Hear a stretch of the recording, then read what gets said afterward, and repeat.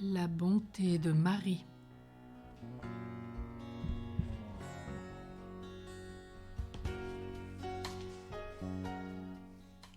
Non seulement la Vierge Marie est la mère du Verbe incarné, de Jésus, mais elle est la mère du corps du Christ tout entier, de Jésus qui est la tête de l'Église, Colossiens 1, 18, et de nous qui sommes ses membres, Éphésiens 5, 30, ceux du ciel, ceux du purgatoire et ceux de la terre. Sur la croix, Jésus nous confiait à sa mère et il nous la confiait, Jean 19, 26.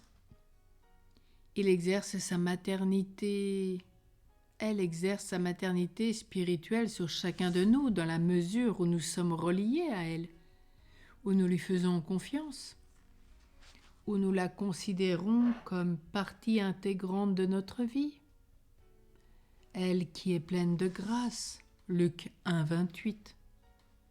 Tisse en notre être la grâce que Dieu nous donne, comme elle a fait en Jésus pour qu'il réalise sa vocation devant le Père et au milieu de ses frères les hommes.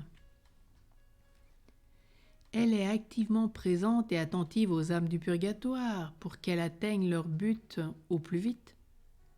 Elle affine leur désir de Dieu, leur amour de Jésus sous la motion de l'Esprit Saint en elles. Comme à Cana, elle est attentive aux besoins de chacune.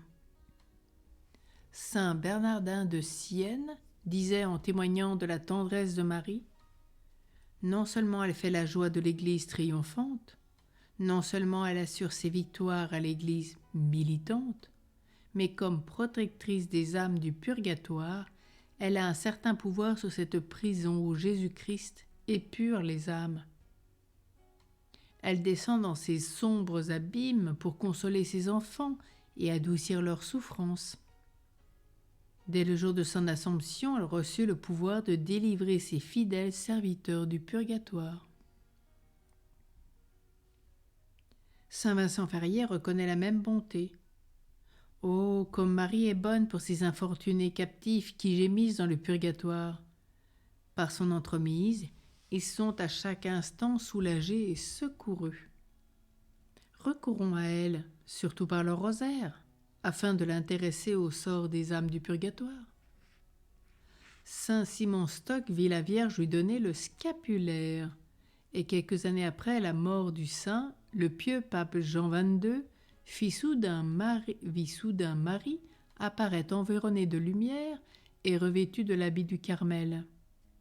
Elle lui promit, si parmi les religieux ou les fidèles qui portent le scapulaire du Carmel, il s'en trouve que leurs péchés conduisent en purgatoire, je descendrai au milieu d'eux comme une tendre mère, le samedi après leur mort.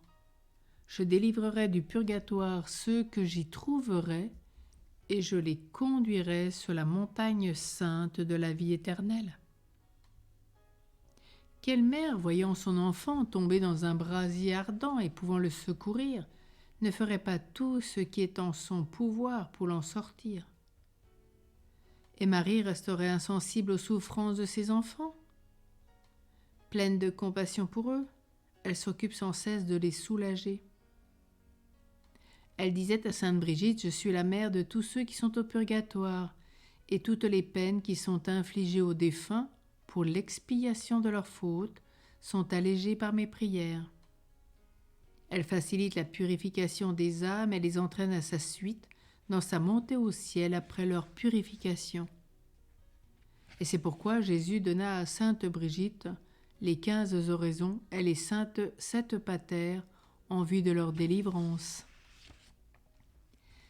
La Vierge inspire aussi aux vivants de la terre de prier pour ces âmes, nous faisant mieux comprendre que nous sommes membres les uns des autres dans le Christ.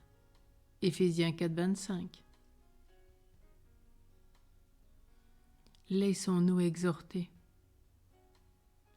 Il est agréable de penser que la Vierge nous assistera à l'heure de notre mort et viendra nous visiter, nous consoler si nous sommes en purgatoire. C'est une mère de miséricorde. Prions tous les jours Marie pour nous-mêmes et pour nos chers défunts. Souvenons-nous qu'aucun de ceux qui ont eu recours à elle n'ait été abandonné. L'exemple de ce jour, là où demeurait sainte Catherine de Saint-Augustin, habitait une femme appelée Marie, qui, dès sa première jeunesse, avait mené une vie de débauche.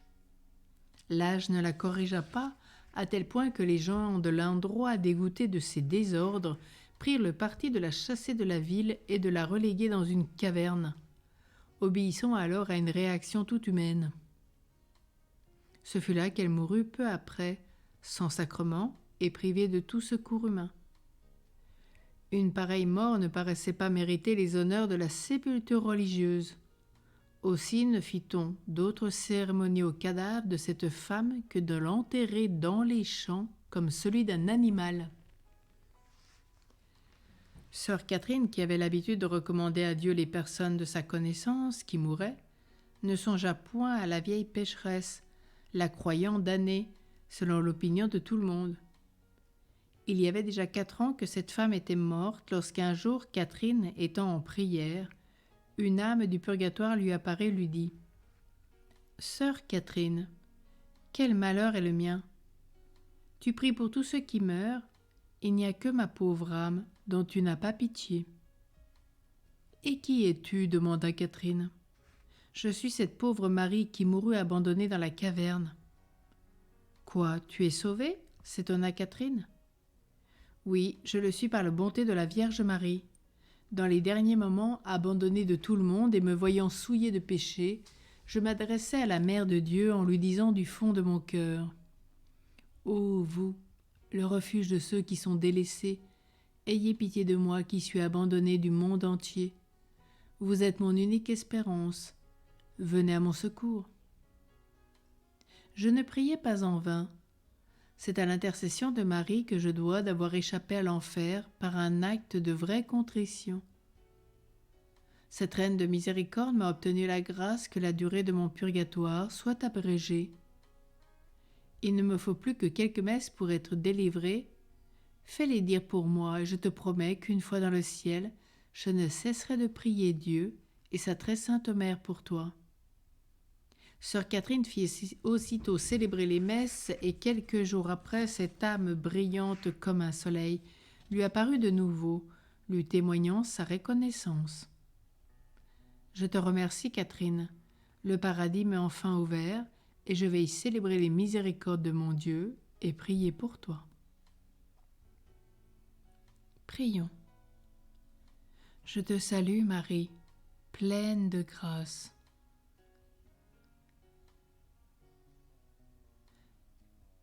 Toi qui rayonnes de ta grâce constamment sur nous.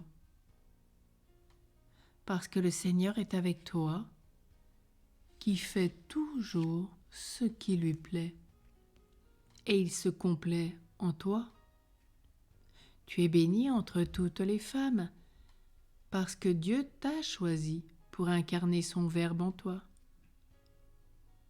Aussi Jésus, le fruit de tes entrailles, est béni, parce que la main de Dieu est sur lui, qui est le reflet de l'amour du Père pour nous. Tu es la porte du ciel qui nous donne en permanence Jésus et qui nous présente à lui. Sainte Marie, Mère de Dieu et notre Mère, prie pour nous. Toi le refuge des pécheurs, la consolatrice des affligés, toi qui as été au pied de la croix et qui vois la grandeur et la misère du cœur de l'homme. Cœur douloureux et immaculé de Marie, aie pitié de nous qui avons recours à toi. Avec Jésus, pardonne-nous tout ce que nous lui avons fait souffrir, ainsi qu'à toi, à cause de nos péchés. Prie pour nous maintenant, car nous avons tellement besoin de toi pour nous protéger. Comme tu as veillé sur Jésus, elle l'a accompagné tout au long de son témoignage en faveur de Dieu jusqu'à sa mort sur la croix. Prie pour nous maintenant, comme tu as favorisé la venue de l'Esprit dans l'Église, et elle accompagne tout au long de son histoire. Prie Jésus surtout pour nous à l'heure de notre mort, et que nous ayons la consolation de ta présence dans ce passage du monde au Père. Reine du ciel, Reine des anges, Reine de la paix, visite les âmes souffrantes du purgatoire, qui gémissent douloureusement dans l'attente du ciel. que ta présence au milieu d'elles leur apporte soutien, patience et réconfort. Par ton Assomption glorieuse, attire-nous tous à ta suite pour nous offrir joyeusement au Père. Que par la miséricorde, Seigneur, les âmes des fidèles défunts reposent en paix. Amen.